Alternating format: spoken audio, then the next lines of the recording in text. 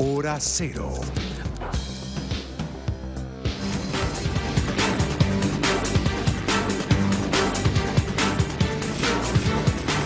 Buenas noches, amigos televidentes de Gamavisión.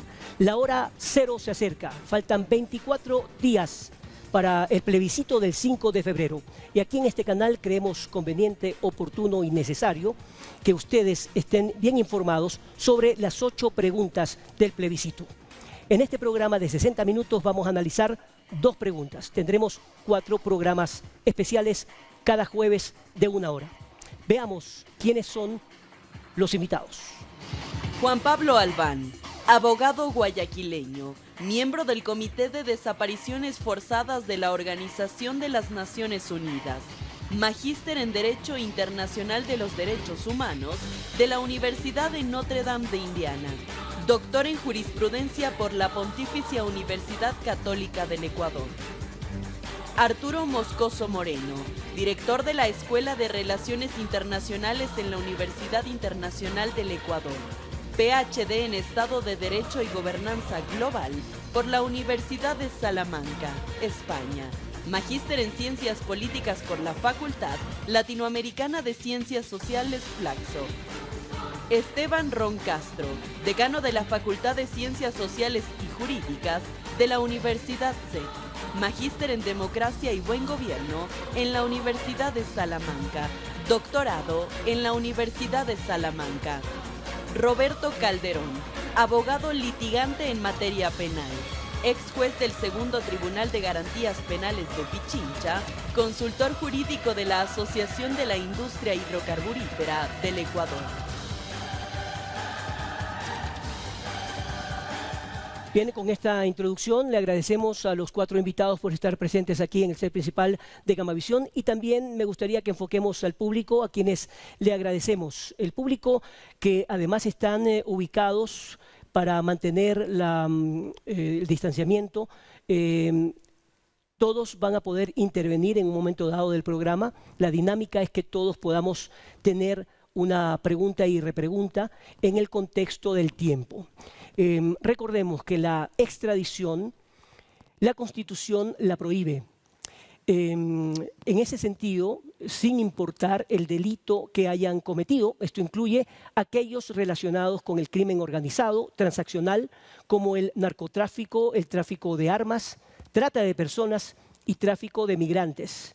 El presidente quiere cambiar la Constitución y que en esos casos se permita que los narcocriminales sean extraditados.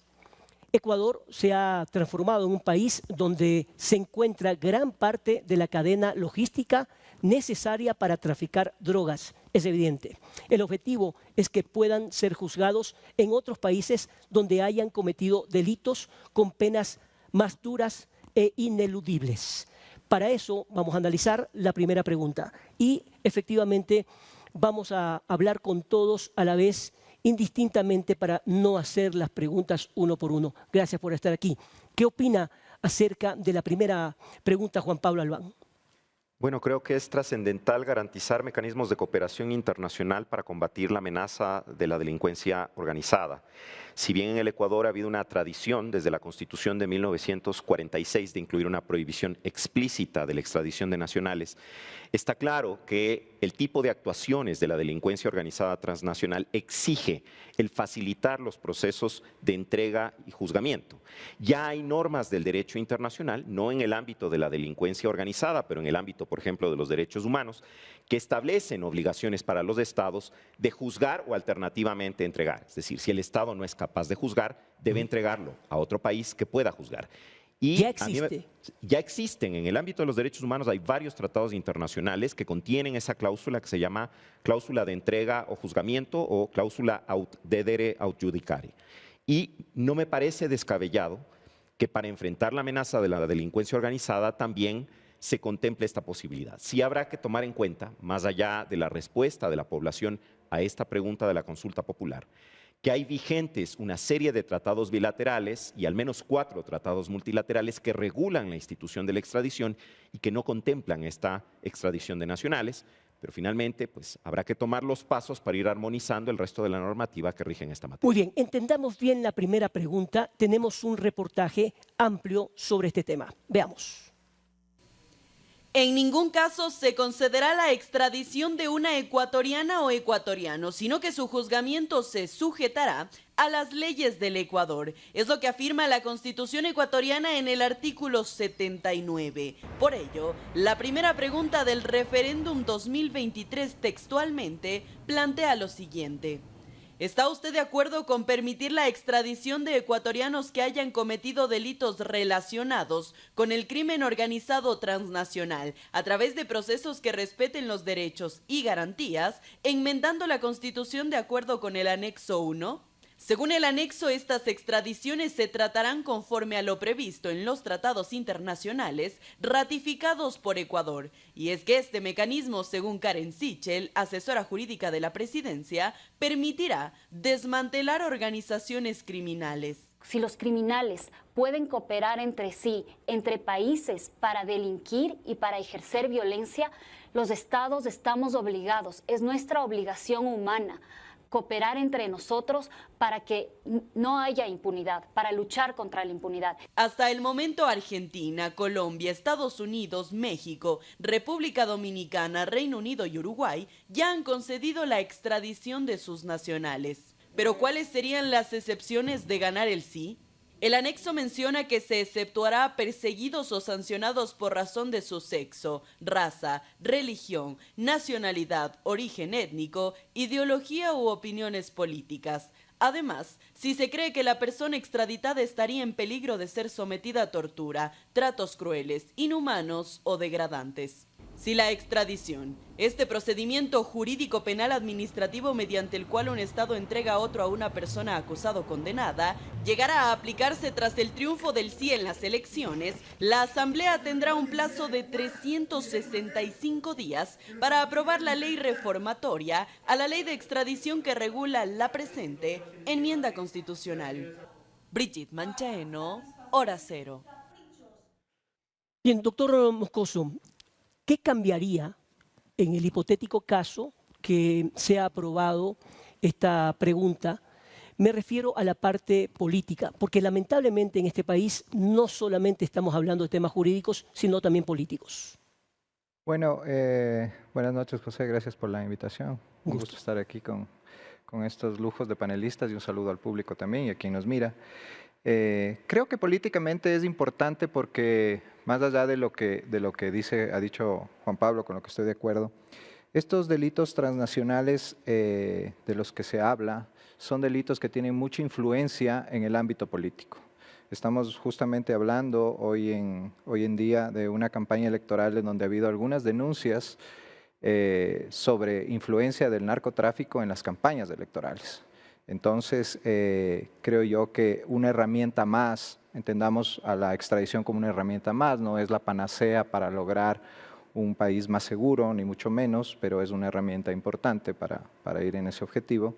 Creo yo que podrá coadyuvar también a desincentivar la participación política de dineros del narcotráfico, del lavado, en general del crimen transnacional en la política, ¿no? La narcopolítica.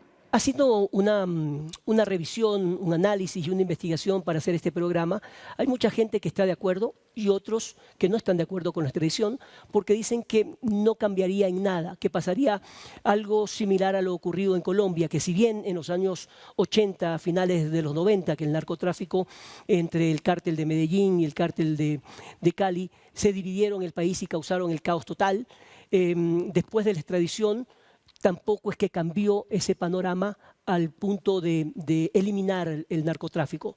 ¿Qué es lo que podría pretender el pueblo con este sí y qué podríamos esperar si es que el pueblo dice que no? José, buenas noches, igual a los invitados, al público que nos acompaña. Tenemos que tener presente una cosa bastante elocuente. La consulta popular, y no solo con la pregunta de la extradición, va a traer resultados inmediatos. De hecho, la extradición es la pregunta que posiblemente más demore en traer los resultados, porque el ambiente en el cual los efectos, no solo jurídicos, también políticos, sociales, culturales e inclusive de cara a futuro van a ser prospectivos. ¿Qué es lo que va a suceder con esta pregunta? Se está allanando un camino a través de la aprobación de la extradición pasiva a efectos de consolidarla. Porque recordemos que esta tiene un sinnúmero de condicionamientos de carácter internacional, facilitamientos también, pero se empieza a modular este esquema. Ok, digamos que la pregunta es favorable en cuanto a la consulta popular. Después de eso, bien señalaba el reportaje, son 365 días en los cuales se tiene que cambiar la ley actualmente de extradición. Y después de eso viene una labor en el derecho internacional y además de relaciones internacionales, porque se tiene que empezar a ver con qué países nosotros podemos firmar los acuerdos bilaterales o multilaterales de extradición. Y además de esos acuerdos van a condicionar o son condicionados por el régimen del país que puede entrar en estos acuerdos con un montón de significancias, pero además condicionamientos de carácter jurídico. La doble criminalidad, se tienen que además firmar no solo los acuerdos bilaterales y multilaterales de extradición, sino también los de cooperación penal, los de facilitamiento penal, así que el efecto de esto va a demorar. En el efecto social, José, que eso es lo que creo que más nos interesa y con el ejemplo que tú citabas, sí genera una expectativa de prevención de la criminalidad internacional, pero recordemos una cosa que es lamentable. Siempre los criminales están un paso adelante del Estado y en ese sentido van a saber cuándo efectivamente los criminales pueden ser extraditados, pero se tiene que empezar por algo. Bien, doctor Roberto Calderón, usted como analista jurídico, pero también político, me gustaría que usted nos dé un panorama de cómo dividir a los ciudadanos en el momento de decidir, de que no piensen que este es un tema político para favorecer o no al gobierno de turno. Un saludo muy cordial a todos. A grandes males requieren grandes soluciones. Y este ha sido el caballo de batalla del gobierno nacional, por eso es la pregunta número uno, porque ¿quién puede oponerse a que se mejore el sistema de seguridad, los mecanismos de seguridad del Estado? En este sentido, pienso que no debemos hacer un eco de que se trate de una tendencia política en favor o en contra del Estado, la votación que vayamos a hacer respecto a esta pregunta, sino de los grandes intereses nacionales. La delincuencia internacional cada vez se modifica, cada vez evoluciona y busca nuevas formas de evadir la ley, y por ello los estados tienen que seguirle al paso, muchas veces con retrasos legislativos, pero es importante que se le brinde de mecanismos para que Ecuador no sea un territorio próspero para delitos como narcotráfico, trata de personas, lavado de activos, etc. Recordemos que gran parte de que el Ecuador esté siendo usado como una zona de transporte, de tráfico de drogas, de exportación de drogas, es porque en Colombia se ha robustecido el sistema de seguridad, se han implementado mayor cantidad de bases, incluso con ayuda de los Estados Unidos, y eso ha hecho que sea complicado para las organizaciones narcodelictivas operar y exportar desde Colombia, y por eso pues vemos el aumento aquí en Ecuador. A ver, si me permiten, y para abrir un poco el debate antes de darle paso al público, aquí lo que ha ocurrido es que en la región ha tomado los temas de manera independiente, individual y sin contar con lo que pasa en la región. Por un lado, en los años 80-90 vimos lo que pasaba en Colombia, en Perú. Colombia con el narcotráfico, con la guerrilla, etcétera, y Perú también con el narcoterrorismo, con Sendero Luminoso, el MRTA, etcétera. Entonces, mientras unos se fortalecieron con leyes, etcétera, los otros no. En el caso del Ecuador, que ha empezado a despertar después de que mucha gente a lo largo de muchísimos años, de décadas inclusive, se lo venía advirtiendo. Abro el debate entonces. Hay ciudadanos buenos y hay ciudadanos malos, eso está clarísimo. El narcotráfico, la oscuridad de lo que ocurre con la región también pega a Estados Unidos y a Europa. Entonces, ¿cómo lograr que la gente conozca bien para qué va a sufragar? Porque yo creo que ese es lo principal, la esencia de este programa, que la gente, los ciudadanos entiendan perfectamente cómo concientizar su voto para no pensar en un color de un partido político. Cualquiera de ustedes. Bueno, yo quisiera empezar porque creo importante rescatar lo que ha dicho Roberto en cuanto a el sentido de la consulta, ¿no? ¿Por qué? Porque en Ecuador y en otros países latinoamericanos es usual identificar la consulta o lo que se pregunta a los ciudadanos con quién pregunta. Y en este caso, nuevamente rescatando lo que dice Roberto, creo que hay que desprenderse de eso, ¿no? Porque esta es una pregunta, esta al menos en particular, es una pregunta que creo que nos interesa a todos que se apruebe. Más allá del color político que tengamos, la ideología o si estamos influidos de la polarización tan presente en nuestro país, que es el correísmo y el anticorreísmo, ¿no es cierto? Creo yo que esta pregunta hay que apoyarla y no entendérsela como un apoyo al gobierno, ¿no? Que mucha gente dice, digámosle no al Lazo, ¿no? Esa es la pregunta, la campaña que está llevando el no, ¿no? Y creo que no es decirle no al Lazo, no es decirle no al país en el caso de que esta pregunta no sea aprobada en la consulta. Sí. Sí, yo quisiera igual argumentar un tema en ese sentido. Este tipo de mecanismos muchas veces se los utiliza como mecanismos de aceptación de un gobierno, no, como bien lo señala Arturo. Pero en este caso tenemos que ver también un poquito de cómo se fue configurando esta consulta popular. Y vemos que también hay un déficit del gobierno. Es decir, ahí también nos desprendemos de lo que el gobierno ha querido hacer. La consulta popular fue ofertada a diciembre de 2021, lamentablemente no se ejecutó. Fueron 3 intentos en la Corte Constitucional, se modularon las preguntas. Tenemos ahora una consulta popular en la cual no entraron otro tipo de preguntas, pero ahí se ve que existe cierto déficit. ¿Qué pasa con este tipo de preguntas que tienen que ver con la seguridad ciudadana? Muchas veces se las interpreta como un déficit del Estado para la atención de temas prioritarios. Si no se los atiende de esta manera, se acude al mecanismo de consulta popular para de esta manera tratar de solventar el tema. Pero en este momento, y con los niveles de criminalidad regionales que estamos teniendo, el narcotráfico sobrepasando distintos países y capacidades estatales, y otra cosa, el narcotráfico siendo fuente para solventar necesidades, es hora de irlo frenando, porque este tema de la narcocontracultura que se está creando en este momento en el Ecuador, creo que así lo tiene. A pesar de que el gobierno comete ciertos errores al utilizarlo como su caballo de batalla, creo que la trascendencia de esta pregunta va hacia esquemas ulteriores. Bien, gracias Esteban. Antes de irnos a la primera pausa comercial, me gustaría saber si hay alguien del público que ya quiere hacer una pregunta. Adelante. Buenas noches con todos los presentes. Mi nombre es Gabriel Ortiz, de la Escuela de Derecho de la Universidad Internacional del Ecuador. Sabemos que los procesos de extradición duran alrededor de 2 años, ya que se encuentran involucradas diferentes instituciones. Si hay más de 140 procesos de extradición extranjeros que no han sido solucionados, ¿de qué manera creen ustedes se podrían agilizar estos procesos si se llegara a aprobar la pregunta, teniendo en cuenta que hasta la actualidad aún hay procesos pendientes? Gracias. Bien, Juan Pablo Albán, por favor. Creo que la cuestión es muy importante porque efectivamente hemos visto de manera reiterada fracasar los pedidos de extradición que realiza el Ecuador respecto de personas que han cometido trapacías muy serias en nuestro país y que se van a ocultar en otros países.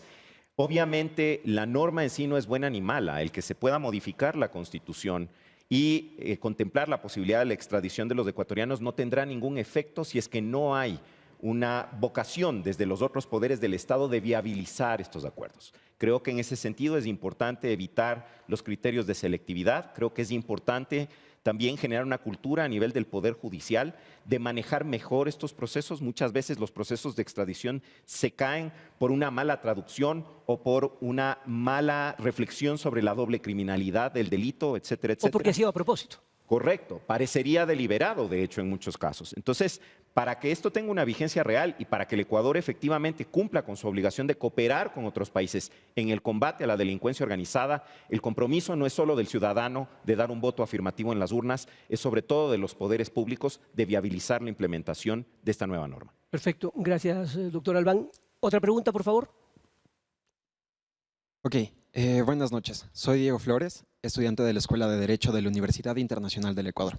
Mi pregunta también es en base a la extradición. ¿Es realmente la extradición la mejor forma para actuar frente a organizaciones delictivas transnacionales que tienen un poderío económico y político muy grande y a su vez con su captura pueden ocasionar conflictos sociales? ¿Qué alternativas podrían abordarse? Roberto Calderón. Las cárceles convertidas en centro de operaciones del delito. Esa es la realidad que vive nuestro país. Vemos cómo desde los centros carcelarios se imparten órdenes, se imparten directrices y se cometen y se siguen cometiendo delitos. Nuestro sistema judicial tampoco garantiza que quien tenga que cumplir una pena o permanecer encarcelado pues continúe como dice la ley, porque vemos que existe un abuso de las garantías constitucionales. Esto ciertamente cambiaría con la extradición. Sabemos que en las cárceles en otros países están incomunicados, no pueden impartir órdenes a sus subordinados, tienen una mayor restricción y ciertamente eso va a beneficiar al sistema de seguridad nacional porque, repito, no dejamos que Ecuador se convierta en una tierra fértil para este tipo de delincuencia transnacional y delitos atroces, graves, como es, por ejemplo, el narcotráfico, lavado de activos, trata de personas, etcétera. Otra pregunta, por favor. Buenas noches, mi nombre es Shandebra Alcázar, igualmente estudiante de la Escuela de Derecho de la Universidad Internacional del Ecuador. Mi pregunta también va direccionada, de acuerdo a la pregunta 1 de la Consulta Popular de Extradición, y es, de acuerdo a las categorías de conductas penalmente relevantes mencionadas en esta pregunta, ¿por qué el enfoque solo se da a esta gama de crímenes y no se prevé una posibilidad de extradición también a crímenes en contra de la vida, integridad física o sexual o otros delitos en contra del Estado que pueden llegar a tener esta talla de transnacionales? Muchas gracias. Esteban Ron, por favor. Una de las características para que funcionen los esquemas de extradición es que este tipo de delitos sean transnacionales, ¿sí? Pueden darse los casos en que otros delitos como los señalados por Chandé puedan entrar en este esquema, pero definitivamente la naturaleza de la extradición va en ese sentido, porque los delitos transnacionales y este tipo de criminalidad organizada requiere de una serie de pasos, la planificación, la ejecución, y ya nos vamos al tema fáctico, la transportación, el acopio, etcétera, etcétera, etcétera, y los cuales van formándose una cadena, de hecho es una cadena de suministros ilegal que toma lugar en varios países. Y ahí es cuando se da este tipo de configuración. En los otros delitos, como los que señaló Shandé igual, es bastante complicado porque no existe esta cadena a efectos de materializarlos. Igual, esto es un primer paso, que no sabemos qué va a suceder y a la par se puede ir analizando la tipificación de otro tipo de delitos a efectos de ejecutarlos en esquemas extraditables. José, si me permites, creo importante tener claro lo que dice Esteban en relación a lo que es un delito transnacional. Un delito transnacional es un delito que se puede cometer materialmente o físicamente en un territorio, pero que tiene efectos en otro, como es justamente estos delitos que es la trata de personas, el narcotráfico, el lavado de activos. Esos delitos por eso se llaman transnacionales, porque sus efectos van hacia otras naciones y justamente a eso es lo que apunta la consulta, a perseguir delitos que están causando efectos que pueden ser cometidos por ecuatorianos en Ecuador, pero que están causando efectos, por ejemplo, en Estados Unidos, y esa es lo que se persigue con esta pregunta, ¿no? Justamente lo que sucedió en Colombia, con la extradición, y acordémonos de lo que decían los narcotraficantes colombianos, ¿no? Prefiero una tumba en Colombia que una cárcel en Estados Unidos, justamente por el efecto al que se refería Roberto disuasorio que tiene esto de irse a una cárcel en Estados Unidos, en donde la cadena de comunicación de las organizaciones criminales se ve interrumpida, ¿no? Perfecto, pero ahora aquí hay un tema clarísimo. Está bien esta pregunta, ustedes han dicho que sería el primer paso si es que se aprueba, pero en el Ecuador no se puede gobernar solo. El Ejecutivo no puede ir solo. La Asamblea tiene que trabajar en conjunto, el Poder Judicial también. ¿Cómo lograr justamente que todos los integrantes de la sociedad se enmarquen en una línea hacia ese camino? ¿Sí? Perdón, yo soy creyente del tema de los paralelismos en la ejecución de la gobernanza por parte de cualquier gobernante. Porque si bien se utilizan estos plazos y términos que nos está dando la consulta popular, 365 días para la aprobación de la ley y demás, esos pueden ser condicionantes. ¿Cuál es el real reto en una pregunta como esta? Se empieza a trabajar legislativamente, a la par se tiene que trabajar en el tema de relaciones internacionales con otros estados para ir allanando el camino y además generar un esquema de comunicación social a efectos de involucrarnos todos en cuanto a la aceptación y principalmente la concientización de todo lo que significa el cambio institucional, porque si no hay eso, José, lamentablemente los reclamos posteriores de los no resultados de la consulta popular inmediatos van a tener a la gente. ¿Coincide usted, Roberto Calderón, con eso? Creo que el Ecuador necesita sobre todo tener políticas a largo plazo. Es decir, que nuestra política de seguridad, independientemente de quién esté en el poder o el muñequeo de fuerzas que se hace entre legislativo y ejecutivo sobre todo, también pues la función judicial cumple ahí un rol, tenga un norte, tenga una brújula que claramente le diga hacia dónde debemos ir. No puede ser que cada vez que tenemos acontecimientos graves de seguridad, recién en ese momento estemos pensando en implementar medidas, sino que necesitamos a corto, mediano y largo plazo implementar un nuevo libro blanco de la seguridad de Ecuador en que independientemente de los actores de poder, pues llevemos de todas las políticas hacia ese fin. Ahora, en Chile, por ejemplo, cuando hubo la concertación, tuvieron todos los esquemas políticos que bajar un poco de ese pedestal donde estaban, dejar los egos y hablar de concertación para políticas públicas. ¿Está preparado el Ecuador para aquello, Juan Pablo? Creo que el problema que tenemos aquí es de fondo y trasciende de la consulta popular que viene. Tiene que ver con una falta de cultura democrática, una falta de cultura cívica, de cultura política. Eso es lo que conduce a que la población, acostumbrada a décadas de esta lógica de división en bandos, diga todo no o todo sí. Es eso lo que conduce a que otros poderes del Estado traben los esfuerzos que hace el Ejecutivo, que hace el Legislativo, que hace el Judicial por lograr soluciones a problemas tan serios como la delincuencia organizada. Es eso lo que conduce a las soluciones improvisadas, a las soluciones noveleras, que es a lo que los ecuatorianos tradicionalmente nos hemos acostumbrado. Y creo yo precisamente por eso que más allá de la consulta, este programa es una demostración de eso. Es importante trabajar en una cultura cívica, en por qué todos tenemos que arrimar el hombro cuando hay buenas propuestas, en por qué no podemos dividirnos en bandos y en por qué necesitamos alcanzar acuerdos, aún si es que estamos en polos opuestos del espectro político, necesitamos trabajar todos en beneficio de todos. Y creo que eso es lo que hasta ahora en el Ecuador no hemos aprovechado, no hemos aceptado. A propósito, una mea culpa también de los medios de comunicación. Este programa no está hecho para causar rating. Probablemente tengamos un bajo rating, porque aquí no estamos hablando de un tema que mediáticamente pueda ser llamativo, pero tenemos que hablar de pensamiento crítico. Tenemos que contribuir desde la academia, ustedes lo que están haciendo, politólogos, investigadores, etcétera, y el pueblo en general, a concientizar su voto, a revisarlo para realmente decidir si es que esto conviene o no. ¿Tenemos una pregunta más? Vamos. Muy buenas noches, mi nombre es Daniel Mejía, estudiante de la Escuela de Derecho de la Universidad Internacional del Ecuador y presidente del Consejo Estudiantil de la misma institución. Sobre la pregunta 1 de la consulta, si la misma llegase a la aprobación democrática, ¿cuál creen que podría ser el mejor modelo normativo adjetivo que pueda regular el procedimiento de extradición, considerando nuestra cultura y ordenamiento jurídico ecuatoriano? Bien, doctor Moscoso.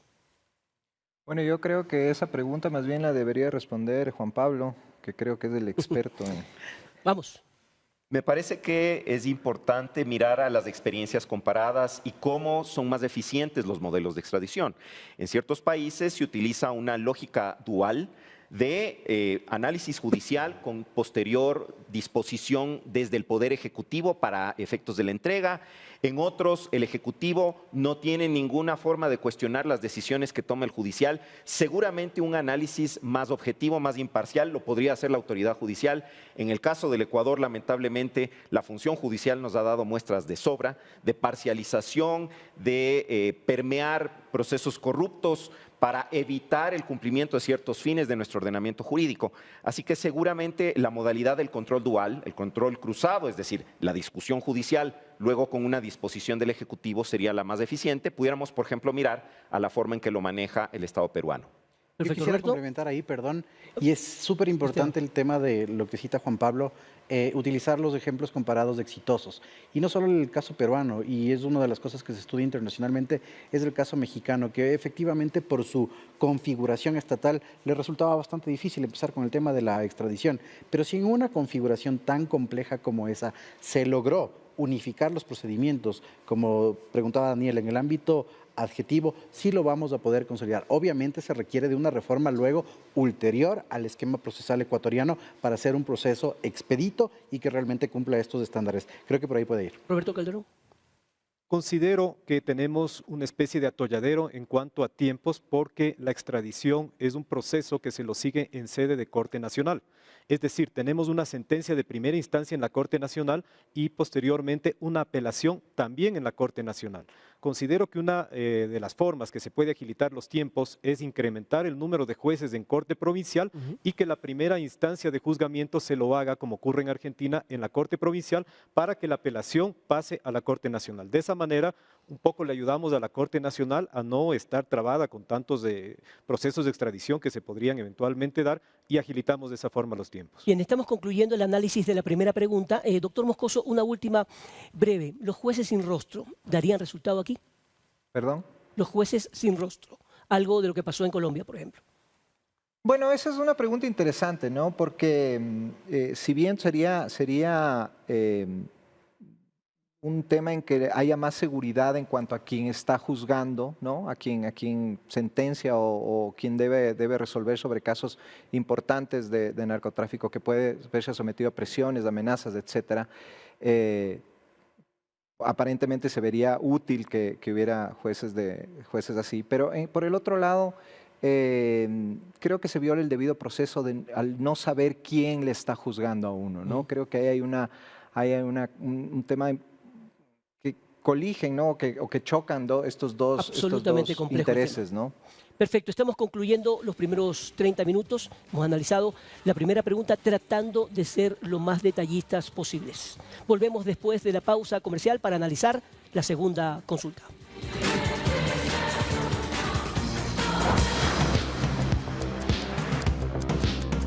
Hora cero.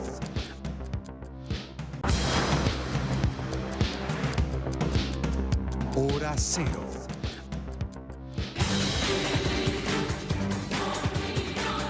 Bien, una vez analizada la primera pregunta, vamos a analizar la segunda pregunta en el plebiscito del 5 de febrero. Les recordamos que tenemos a directos invitados en el set.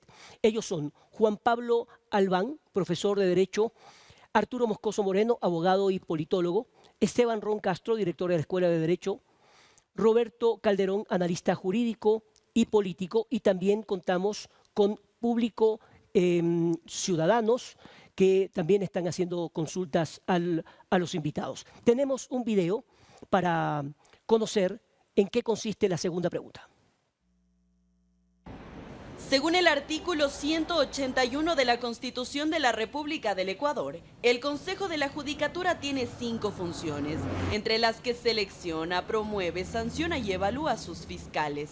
Por ello, se plantea la pregunta número 2 de la consulta popular que dice: ¿está usted de acuerdo con garantizar la autonomía de la Fiscalía General del Estado para que ésta seleccione, evalúe, ascienda, capacite y sancione a los servidores que la conforman a través de un consejo fiscal enmendando la Constitución de acuerdo con el anexo 2?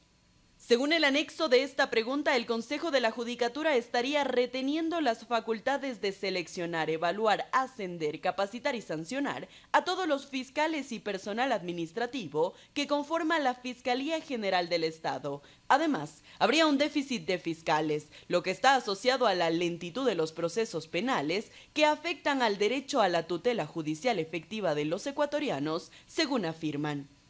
Queremos saber qué opinan los ecuatorianos de dotar a su fiscalía de más y mejores herramientas para que puedan elegir a sus propios servidores y evaluar su desempeño sin intromisiones de nadie, de manera autónoma, para que la corrupción pueda ser descubierta en todo lado y se produzca así una mejor justicia.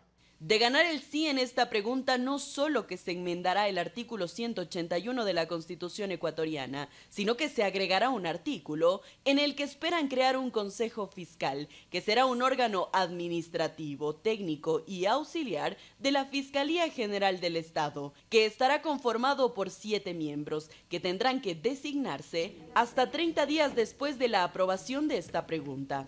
Con estas acciones esperan así brindarle a la Fiscalía una verdadera autonomía. Brigitte Mancheno, Hora Cero. Bien, gracias a Brigitte Mancheno. Con la segunda pregunta, el gobierno quiere cambiar el funcionamiento de la Fiscalía para que no dependa del Consejo de la Judicatura, que ahora se encarga de seleccionar, de evaluar, inclusive de ascender y capacitar, además de sancionar a los fiscales. Según el gobierno, la Judicatura no ha realizado un proceso de selección de fiscales en 9 años, por lo que hay un déficit de 602 funcionarios y eso provoca lentitud en los procesos penales, entre otras cosas. Comienzo, por favor, con Roberto Calderón. Hay una necesidad de subsanar ciertos errores que trae consigo pues la Constitución de Montecristi, entre ellos hacer constar a la Fiscalía General del Estado como parte de la función judicial.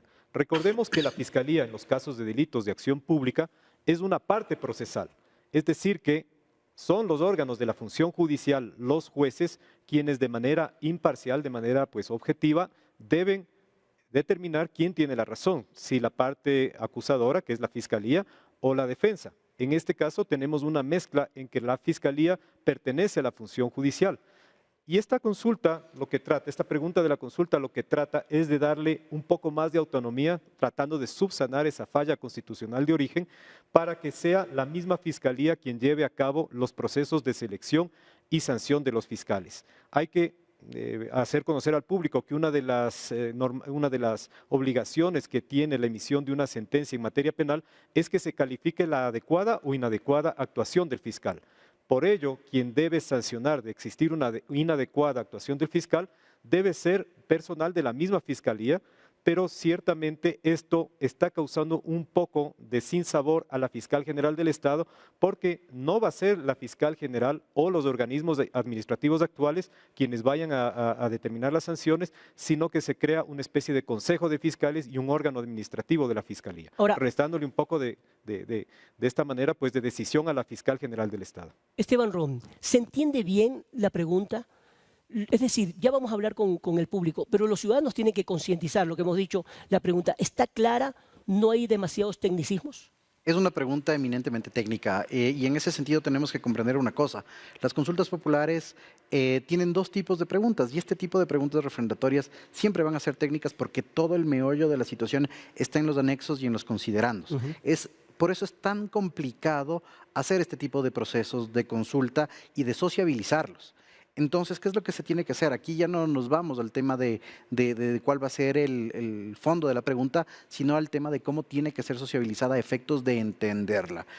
¿Cuál es la forma más fácil de entender esta pregunta? Ya lo señalaba Roberto, efectivamente hay una falla de la configuración de la administración del Estado, porque en este sentido se mezclaron un poco las funciones entre una organización y otra organización. Ahora, se tiene que dotar a la Fiscalía de independencia interna y externa de acuerdo, pero principalmente de la independencia interna, es decir, dentro del propio Poder Judicial, dentro de la función judicial.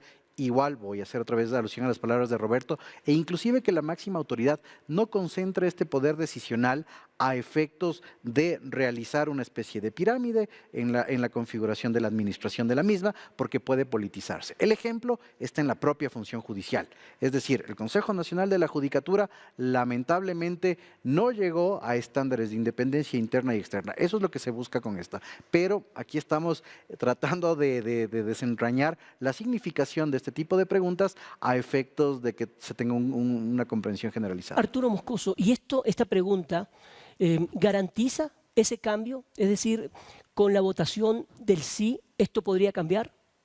¿Es suficiente? Yo creo, José, que es una pregunta súper interesante y súper importante porque está volviendo o está reconvirtiendo a la Fiscalía o intenta reconvertir a la Fiscalía en un organismo independiente.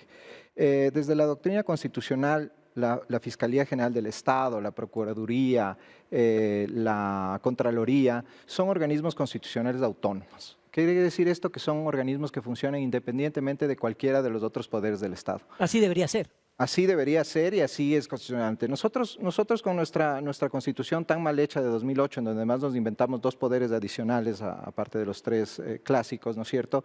Hicimos un menjurje en donde la Fiscalía, por un lado, no tiene independencia porque el Consejo de Participación Ciudadana incide en la nombramiento del fiscal general, con las consecuencias que vimos con dos fiscales tan cuestionados, ¿no es cierto?, durante el gobierno de Rafael Correa, y por el otro lado con la sujeción de los fiscales a los procesos administrativos del Consejo de la Judicatura, que además también por sí mismo es un organismo que tiene demasiado poder dentro de un ordenamiento constitucional. Tiene más poder que el poder del Estado, que es el de la justicia. Entonces, si bien no se va a solucionar eso con esta consulta popular, al menos la posibilidad de darle más independencia a la Fiscalía está presente en esa pregunta. Un poco tratar de arreglar el entuerto de la Constitución de 2008 para que justamente la Fiscalía se convierta en lo que debe ser, que es un organismo constitucional. Es importante reafirmar, aclarar o puntualizar, Juan Pablo Albán, si es que esta pregunta, mejor dicho, se le da el sí, se queda blindada en la Constitución, o viene o puede venir cualquier otro mandatario y decir, bueno, cambiemos nuevamente esto.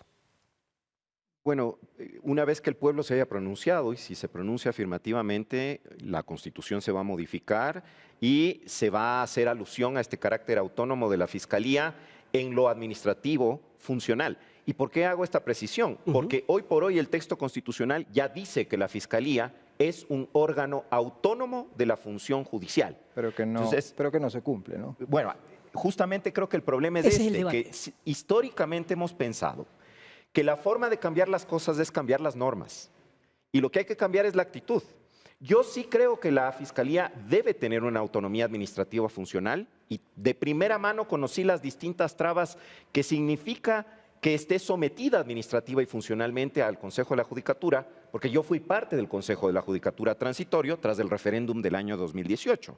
Y me consta que efectivamente los procesos de fiscalía se traban en el Consejo de la Judicatura y es necesario garantizar una dinámica más apropiada de designación de funcionarios, de evaluación y demás. Pero creo también que no debemos redundar, tal vez lo que deberíamos es analizar, y no estoy diciendo que hay que votar no, al contrario, creo que si esto refuerza la idea de autonomía hay que votar sí.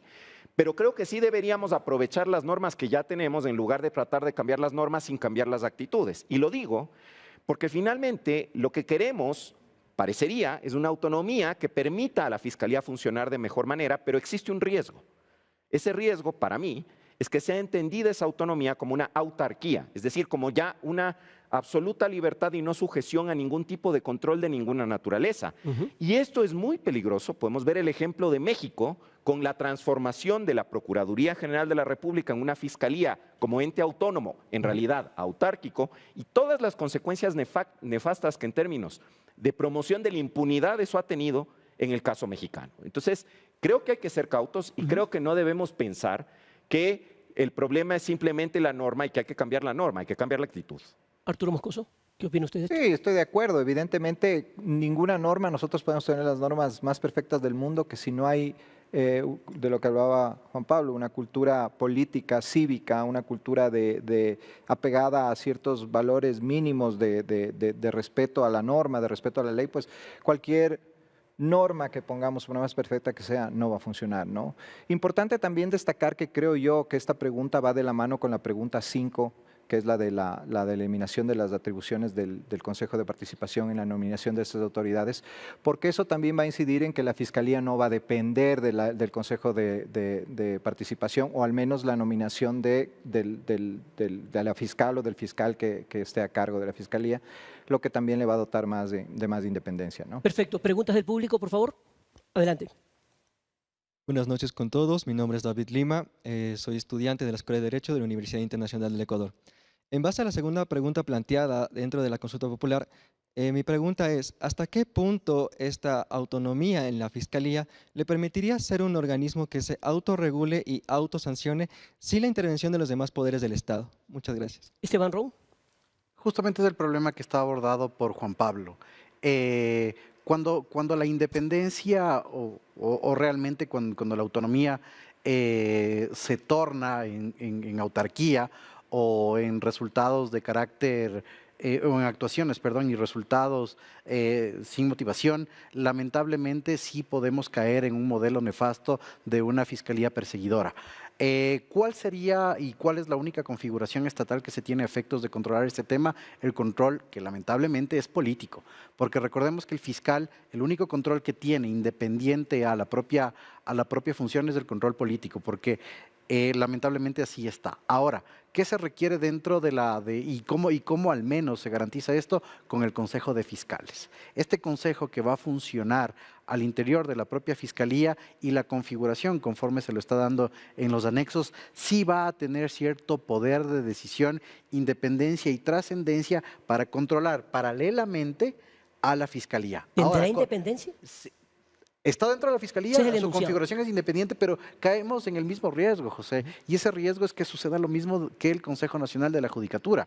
Una fiscal dependiente de este consejo o que este consejo coopte negativamente hacia abajo, en la pirámide exactamente institucional, y que realmente sea dependiente de este consejo y el consejo se politice. Lo que hay que cuidar es el tema del Consejo de Fiscales, la designación de él o la fiscal a través de la Asamblea para que esto funcione. Caso contrario, el nefasto ejemplo que ya lo citó Juan Pablo y que inclusive ha sido hasta televisado. Roberto Calderón. Uno de los grandes problemas que tenemos en el país es el malentendido espíritu de cuerpo. Vemos a nivel de Policía Nacional, a nivel de Fuerzas Armadas, cómo los procesos administrativos sancionatorios se convierten a veces en un espíritu de cuerpo de yo te cuido las espaldas y luego tú me vas a cuidar las mías.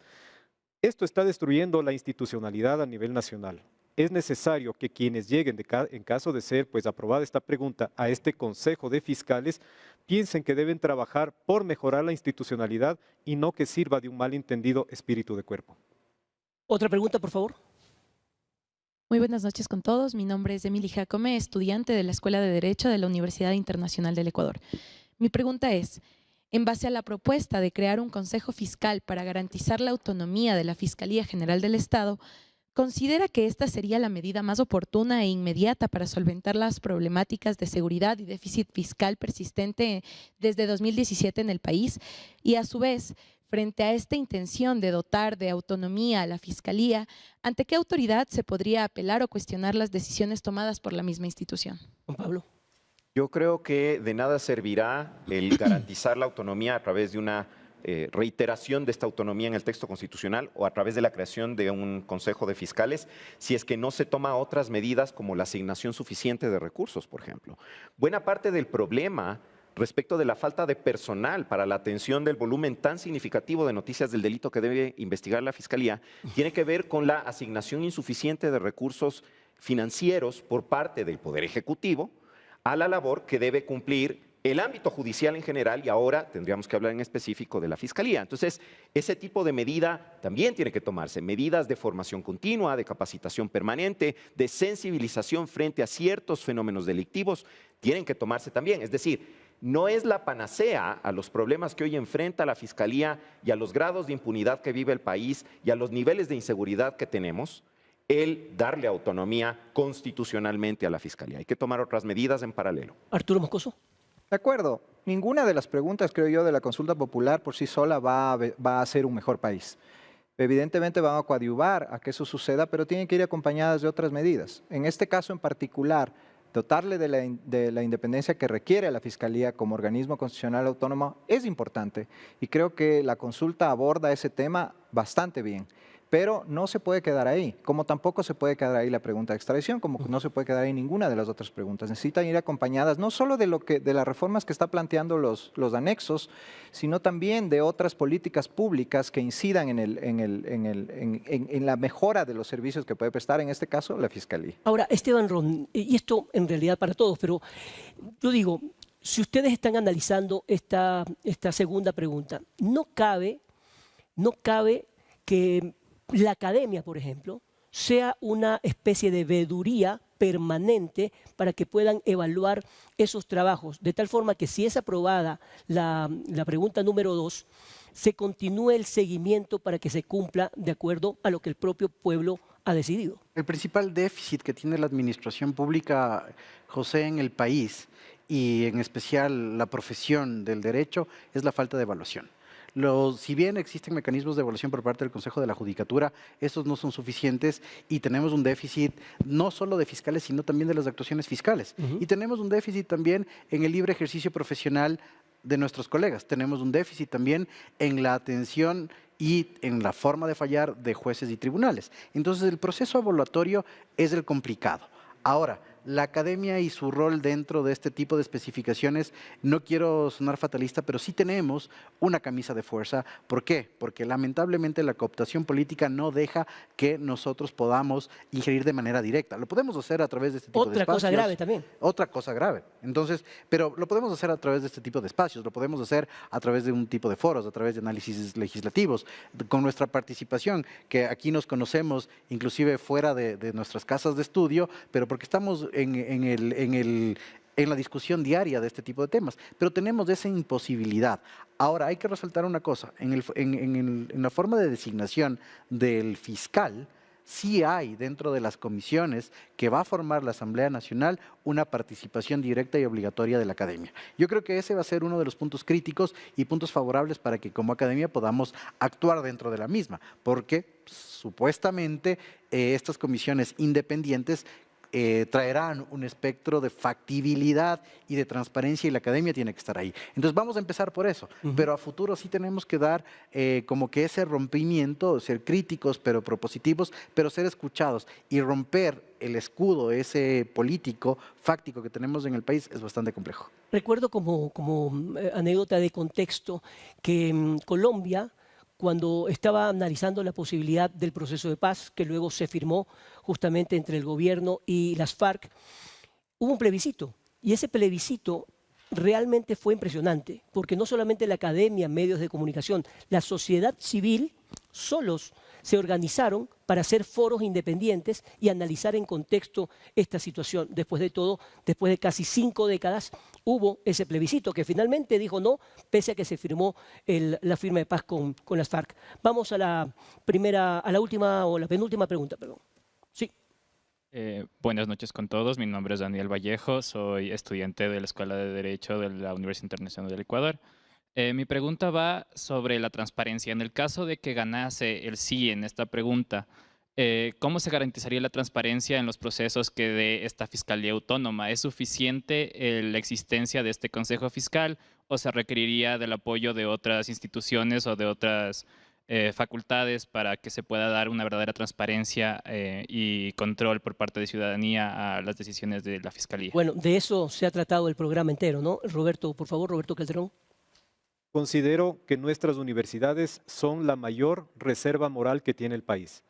Desde estos centros de estudio, donde nacen los nuevos profesionales del derecho que van a actuar como abogados, fiscales, operadores de justicia en general, debemos nosotros inculcar como una planta que se le debe echar agua, cuidarla, cultivarla, las próximas generaciones de operadores de justicia y en general todos los actores del sistema de justicia del Ecuador. Pero ya entrando en materia concreta de los procesos sancionatorios, el principio de publicidad, es decir, que se tenga acceso a cómo se están llevando a cabo los mismos, garantiza de que exista transparencia y buena actuación por parte de este potencial Consejo de Fiscales que se va a conformar de ganar la pregunta número 2. Bien, ¿otra pregunta? Siga. Buenas noches con todos, soy David Gonzalón, agradezco el espacio, soy estudiante de Derecho de la UID. Mi pregunta va un poco rescatando lo que había dicho Roberto sobre los procedimientos sancionadores que estará encargado el Consejo Fiscal, pero sin embargo me cabe la duda cómo se garantizará la imparcialidad en estos procedimientos, porque será el mismo órgano instructor y el sancionador, cosa que no ocurría con el Consejo de la Judicatura, que era un órgano distinto, y de alguna manera se podía garantizar esta imparcialidad y los derechos de los sancionados. Gracias. Roberto Calderón. Pienso que la forma en que van a ser determinados, que van a ser escogidos este Consejo de Fiscales debe darnos una garantía a la sociedad que se trata de personas honestas, personas que tienen una trayectoria de honestidad, una trayectoria que no han sido cuestionados, no tienen o no se deben a ningún tipo de filiación política o favores, porque lo contrario, mantener el sistema que actualmente tenemos, que sea el Consejo de la Judicatura el que nombre fiscales y sancione fiscales, hemos visto que es un órgano altamente politizado por parte del Consejo de la Judicatura y que muchas de esas sanciones o actuaciones responden más bien a intereses, a muñequeos políticos y no realmente a lo que la sociedad está demandando. Perdón, Así es una que- cosa. ¿Sí? Sí. El Consejo de Fiscales además tiene una función y atribución que es que no solo va a ser el órgano máximo, pero tiene una estructura orgánico funcional a través de la cual se generarán direcciones o unidades técnicas específicas que pueden solventar lo que David acertadamente nos ha preguntado. Entonces, en ese sentido, estas unidades técnicas también requerirán de ciertos requisitos para que los funcionarios que estén trabajando en las mismas cumplan con estándares de transparencia y no se vea politizado. En ese sentido, sí se puede aplicar la especificación de la administración pública para lograr transparencia. Eso sería el complemento ideal al esquema que Roberto lo ha planteado. Y las veedurías. La veeduría ciudadana siempre tiene que estar vigilante de los procesos sancionatorios, tanto los que se lleva a cabo en contra de jueces en el Consejo de la Judicatura como los que eventualmente pues, se los haga ya en sede de este Consejo de Fiscales. La sociedad tiene que inmiscuirse cada vez más en señalar si es que existen malos elementos que tienen la capacidad sancionatoria para que se los pueda encauzar incluso penalmente si fallan a sus funciones. Una última pregunta. Sí, buenos días con todos. Mi nombre es Alejandro Reynoso, estudiante de la OID. Bueno, como ya se ha tratado en todo este espacio de la pregunta 2, se entienden los tecnicismos y la ciudadanía entiende que se va a generar otro consejo de fiscales que interpone más burocracia y cuartea un arma de doble filo para la fiscal. Pero en los considerandos que el presidente Guillermo Lasso propone, habla de que los criterios de evaluación del Consejo de la Judicatura están totalmente dispersos, pero la pregunta también en sí es dispersa. ¿Cuál entonces serían los criterios que ustedes podrían, como académicos, podrían proponer para la evaluación de los fiscales dentro de este Consejo? Sí, Juan Pablo, por favor. Los procesos de evaluación de los operadores de justicia en general, no solamente de los fiscales, sino también de los jueces, tienen que concentrarse en la calidad de su actuación. Hasta ahora, y también lo digo con conocimiento de causa por haber pasado por el Consejo de la Judicatura, el enfoque está mucho en los aspectos cuantitativos del trabajo, más no en los aspectos cualitativos. Es necesario que la evaluación se centre en la calidad de la actuación y en el caso de la Fiscalía, esa evaluación de calidad tiene que ver no con el número de procesos impulsados o con la naturaleza de las imputaciones realizadas o con las condenas obtenidas, tiene que ver con el cumplimiento o no del interés público en el proceso penal. Ese interés público radica en la persecución del delito y en el que se erradique la impunidad, pero también ese interés público radica en que se cumpla con el principio de objetividad. Que la Fiscalía no sea un ente persecutor, que la Fiscalía no sea selectiva, que la Fiscalía garantice un debido proceso a través de su propia actuación y que se asegure de que los inocentes no terminen imputados. Todos los eventos que han ocurrido en el curso del último casi 2 años en realidad, al interior de las cárceles ecuatorianas, han reportado noticias sobre cómo muchos de los que perecieron en estos eventos eran personas que estaban simplemente procesadas. Un ejemplo claro de cómo no se rinde cuentas, de cómo no hay una cultura de transparencia, de cómo hay una vocación de discrecionalidad arbitraria, es el pedido de las prisiones preventivas. Y cierto es que los niveles de inseguridad y violencia que vivimos en el Ecuador llevan a que la sociedad exija más resultados, pero debemos analizar la calidad de las actuaciones. Bueno, a propósito de este tema, la fiscal Diana Salazar ha dicho que existen 3 modelos de fiscalías a escala internacional y que la elección de uno de ellos depende de las características, obviamente, de cada país. Pero lo más importante aquí es la autonomía. Arturo Moscoso.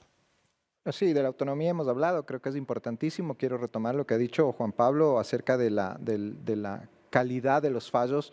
Cuando la eficacia de una fiscalía o de un órgano de persecución de delitos se mide por el número de casos, lo que tenemos es violaciones al debido proceso permanentes. Y eso no solo pasa aquí, pasa en Estados Unidos muchísimo. En Estados Unidos, que es en teoría el paradigma de de una justicia que funciona, pasa muchísimo que la calidad de los fiscales, que además se someten a elecciones de ahí, ¿no es cierto?, se mide por el número de condenas logradas. Y para lograr más condenas, pues se saltan el debido proceso y hay muchísimos problemas, y ahí tenemos incluso el problema grave de la pena de muerte, ¿no? Entonces, lo que decía Juan Pablo, gente muriendo en las cárceles que solo estaba ahí bajo prisión preventiva, no estaba condenada y que sin embargo fue asesinada en estas masacres carcelarias, ¿no? Entonces hay que ser muy cuidadosos en exigir a la Fiscalía más condenas o más acusaciones y a los jueces más condenas, cuando lo que hay que exigir en realidad es más calidad en esos fallos, ¿no? Estamos concluyendo el primer programa, estos 60 minutos, para analizar las dos preguntas con diferentes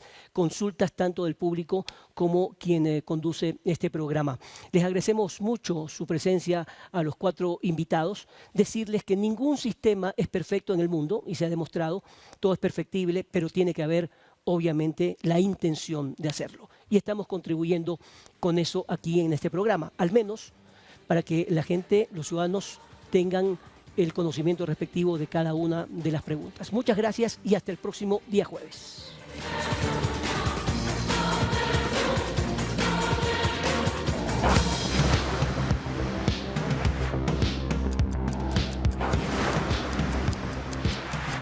Hora Cero.